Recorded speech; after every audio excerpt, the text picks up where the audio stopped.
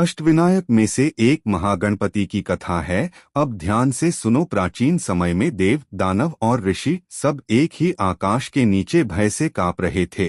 उन्हीं दिनों एक बालक था, त्रिपुर, सादा चेहरा, गले में रुद्राक्ष की माला, पर मन में अनोखी महत्वाकांक्षा। वह गहरे जंगलों में चला गया और कठोर तपस्या शुरू कर दी। बस एक ही नाम उसके होठों पर था, गं गणपत्ये नमः। दिन बीते, साल बीते, उसकी तप की गर्मी से तीनों लोग डगमगाने लगे और देवताओं के दरबार में पहली बार डर का साया गहरा हो गया। तभी एक रात घोर अंधेरे को चीरती दिव्य आभा फैली और गजमुख, विशाल नेत्रों वाले स्वयं श्री गणेश उसके सामने प्रकट हुए। गणेश बोले, वत्स त्रिपुर, मैं तेरी तपस्या से प्रसन्न हूँ, जो चाहे वर मांग ले। अब त्रिपुर की आंखों में भक्ति से ज्यादा महत्वाकांक्षा चमक उठी। उसने मांगा 3 उड़ते हुए नगर और लगभग अमर होने का वरदान। गणेश कुछ क्षण मौन रहे, फिर मुस्कुराकर वर दे दिया।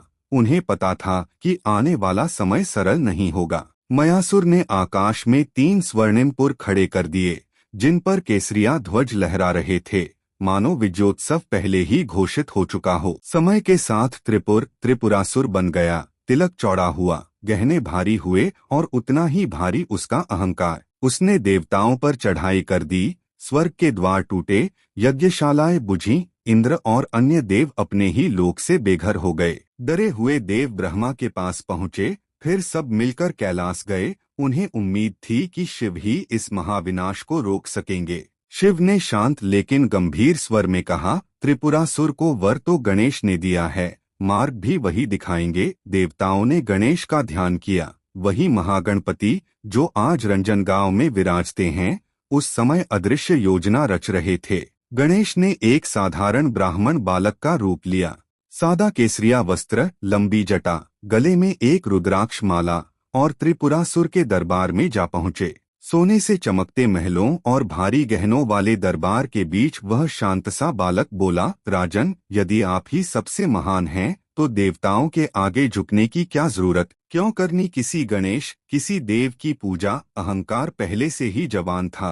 त्रिपुरासुर मुस्कुराया और आदेश दे दिया, आज से कोई देव पूजा नहीं होगी, न शिव की, न विष्णु की और न ही गणेश की। जैसे जैसे आरतियां रुकीं, वैसे वैसे गणेश के वरदान की अदृश्य ढाल उसके जीवन से हटती चली गई। अब प्रतिकार का समय था। देव फिर शिव के चरणों में गिरे और शिव ने निश्चय किया कि युद्ध होगा, पर आरंभ गणेश पूजन से ही होगा। रंजनगांव की धरती पर शिव ने महागणपति की विशेष पूजा की। केसरिया वस्त्र, रुद्राक्ष मालाएं और मंत्रों की गूंज के साथ एक नई शक्ति जाग उठी। अचानक मंदिर की लौ प्रचंड हो गई और महागणपति ने विराट रूप धारण किया। अनेक भुजाएं, दिव्य आयुध और समूचे आकाश को भर देने वाला तेज। उन्होंने शिव को दिव्य रथ, धनुष और एक ही बाण प्रदान किया और संकेत कर दिया कि त्रिपुरासुर के अंत की घड़ी आ चुकी है।